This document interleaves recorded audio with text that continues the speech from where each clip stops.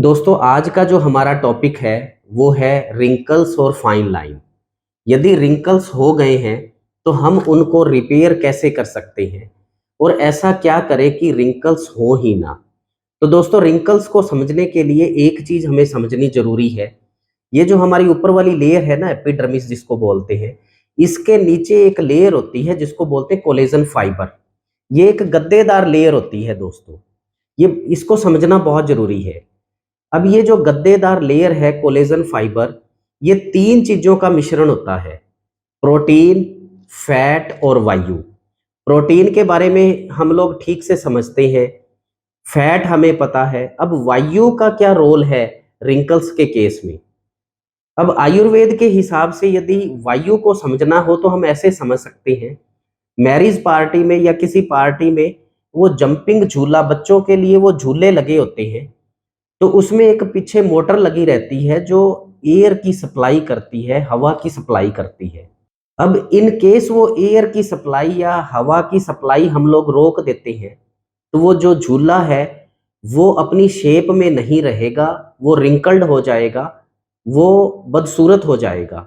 ऐसे ही हमारी त्वचा के अंदर यदि तीनों चीज बैलेंस में है, प्रोटीन, फैट और वायु, तो आपको दोस्तों कभी भी रिंकल्स नहीं आएंगे, कभी भी फाइन लाइन नहीं होगी। अब रिंकल्स को ठीक करना है या फाइन लाइन को ठीक करना है तो हमारे पास दोस्तों दो तरीके हैं।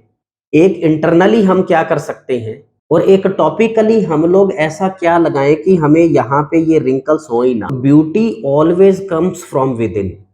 जो असली सुंदरता है ना दोस्तों, वो हमेशा अंदर से ही आती है।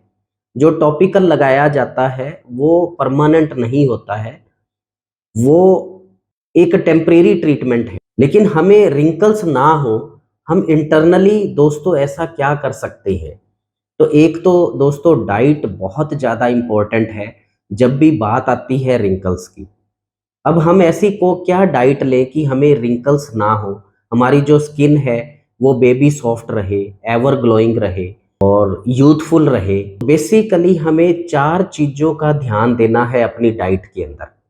पहला है प्रोटीन, दूसरा फैट, तीसरा प्लेंटी ऑफ वाटर और चौथा है एंटीऑक्सीडेंट्स। अब दोस्तों प्रोटीन डाइट को लेके हम लोग ठीक से समझते हैं कि हम अपनी डाइट में ऐसा क्या रखें कि प्रोटीन वैल्यू थोड़ी सी बढ़ जाए।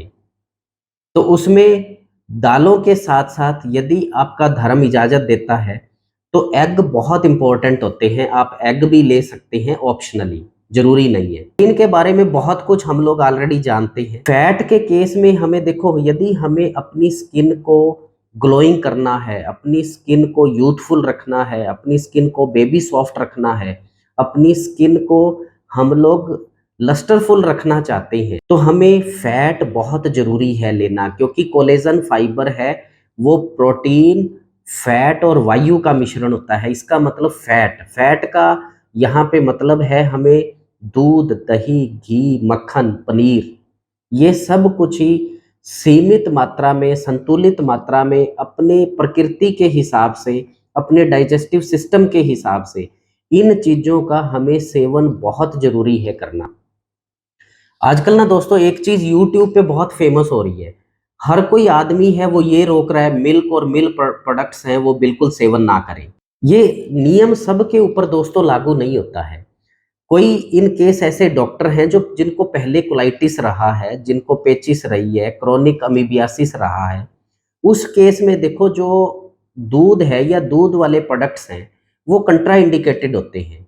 या जिनको कफ वृद्धि है तो उनको भी, जितने भी मिल्क प्रोडक्ट हैं वो सारे कंट्रा इंडिकेटेड नहीं होते हैं। अब ये नियम हर आदमी पे लागू नहीं होता है, लेकिन जहां बात आती है रिंकल्स की तो हमें मिल्क और मिल्क प्रोडक्ट्स हमें जरूर लेने चाहिए।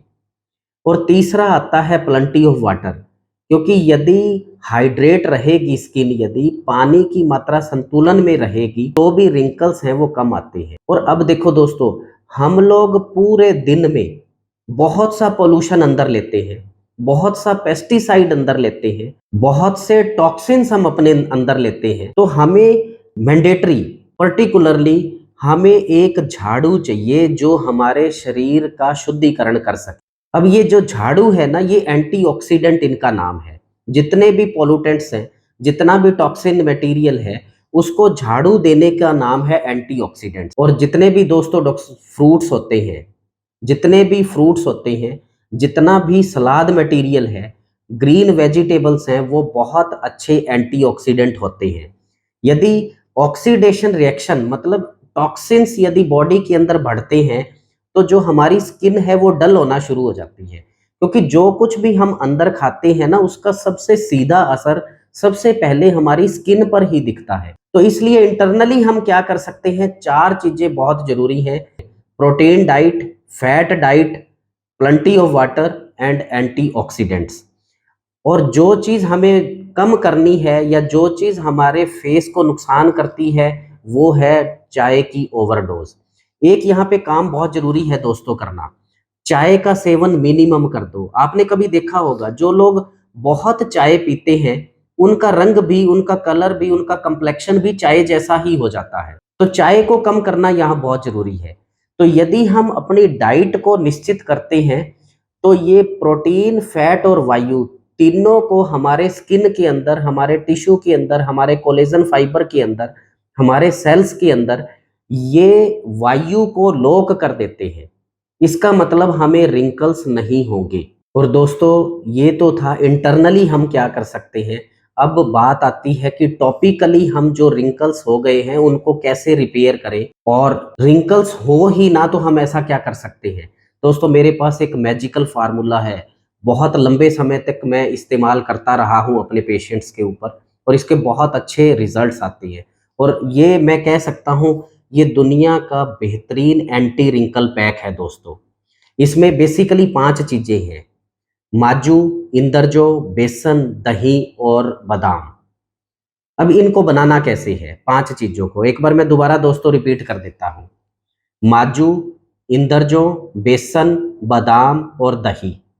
तो पैक बनाने के लिए शुरुआत हम यहाँ से करेंगे। माजू फल लेके उसको पहले थोड़ा सा भिगो दो, 6-8 घंटे भिगो दो। और फिर जो भोलेनाथ के जब हम चंदन तिलक लगाते हैं ना, तो जिसपे चंदन घिसा जाता है, वो जो चकला होता है, माजू फल उसी के ऊपर ही घिसना। एक सबसे अच्छा तरीका तो ये है। दूसरा तरीका ये है कि माजू फल को कूट के मिक्सी में बिल्कुल फाइन चूरन कर लो, बिल्कुल फाइन पाउडर कर लो, और उसको किसी महीन छलनी में या कपड़े में डाल के कपड़ छान कर लो। जितना बारीक रखेंगे माजू फल को, उतना ही जल्दी ये असर करता है। और माजू फल के अंदर एक बहुत बड़ा करैक्टर होता है दोस्तों, वो है एस्ट्रिंजेंट का। और माजू फल के अंदर दोस्तों टैनिन बहुत बड़ी मात्रा में होता है। तो ये टैनिन का जो रोल है वो है, ये कोलेजन फाइबर को बहुत जल्दी स्ट्रॉन्ग करता है। यदि कोलेजन फाइबर जो है वो लूज रहेगा, तो हमारे चेहरे पे, हमारे फेस पे रिंकल्स आ जाएंगी, फाइन लाइंस आ सकती है। और माजू फल के अंदर जो टैनिन होता है वो स्ट्रोंगेस्ट एस्ट्रिंजेंट होता है। मतलब ये हुआ कि ये कोलेजन फाइबर को बहुत जल्दी स्ट्रॉन्ग करता है, और जो इसकी स्टेबिलिटी है वो लंबे समय तक रहती है। और दूसरा सबसे बड़ा जो इसका करैक्टर है, जो सबसे बड़ा गुण है, वो ये कि ये कोलेजन फाइबर के अंदर वायु को लॉक कर देता है, वायु को निकलने नहीं देता। वायु नहीं निकलेगी तो जैसे झूला है, बैलून है, वो फूला हुआ रहता है, तो हमारी जो स्किन है वो भी फूली हुई रहेगी, उसमें भी लस्टर रहेगा। और दोस्तों यदि वायु इम्बैलेंस होती है, हवा इम्बैलेंस होती है, तो जैसे गुब्बारे में से हवा निकल जाती है, हमारी जो स्किन है वो रिंकल्ड हो जाएगी। इस जगह पे, यहाँ पे, ज्यादातर अंडर आई पे रिंकल्स हैं वो बिल्कुल क्लियरली विजिबल होने शुरू हो जाते हैं।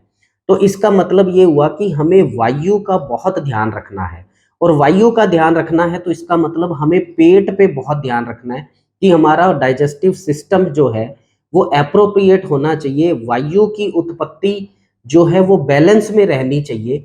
सेल के अंदर, टिश्यू के अंदर, कोलेजन फाइबर के अंदर जो वायु की सप्लाई है वो कंसिस्टेंट होनी चाहिए, कॉन्टिन्यूस होनी चाहिए, तो फिर हमें रिंकल्स नहीं आएंगे। और दोस्तों जो दूसरा हमारा इंग्रेडिएंट है वो है इंदर, जो मैजिकल इम्पैक्ट रखता है as far as wrinkles and fine lines are concerned.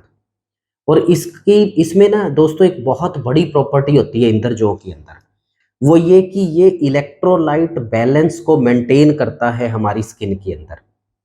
अच्छा, इंद्रजो जो आयुर्वेद में है ना दोस्तों, वो कब दिया जाता है? किसी को क्रोनिक अमीबियासिस है, पोटियां बहुत आ रही हैं, पेचिस बहुत ज्यादा है उसको, तो इंद्रजो उस केस में दिया जाता है। वहां भी ये इलेक्ट्रोलाइट बैलेंस को मेंटेन रखता है।